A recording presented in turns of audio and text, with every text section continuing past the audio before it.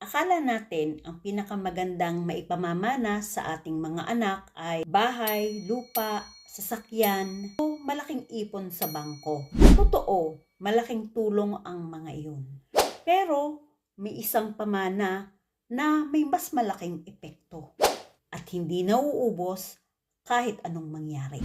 Financial literacy. Kasi ang pera pwedeng mawala. Pero ang kaalaman kung paano kumita, mag-ipon, magpalago, at magprotekta ng pera habang buhay nilang dadalahin. Maraming magulang ang nagsusumikap buong buhay para makapag-iwan ng assets sa mga anak. Pero minsan, kapag napunta sa kanila ang pera, nauubos lalo. Bakit? Hindi dahil sa hindi sila mabuti o matalino, kundi dahil wala nagturo sa kanila kung paano hawakan ang pera. Kung walang financial literacy, ang mana nagiging gastos, ang ipon nagiging utang, ang opportunity nagiging stress. Pero kapag may financial literacy, kahit maliit ang simula, kayang palakihin. Kahit mawala ang pera, kayang bumangon ulit. Kahit anong krisis, may diskarte.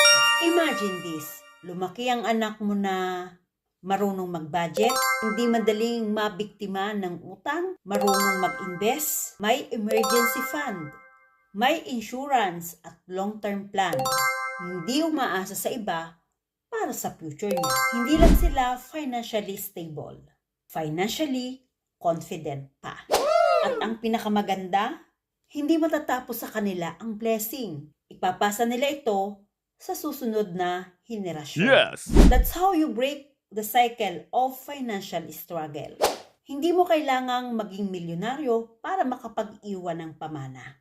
Kailangan mo lang magsimula sa pag-aaral tungkol sa pera, pagbabago ng habits, pagtuturo sa mga anak sa tamang panahon. Because one day, hindi na allowance ang hihingin nila sa'yo. Guidance na kung paano nila hahawakan ang buhay nila.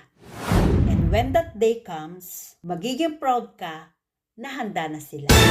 Kung gusto mong mag-start sa financial literacy journey para sa sarili mo at para sa future ng anak mo, comment, legacy, or message me. Let's start building inheritance that never runs out.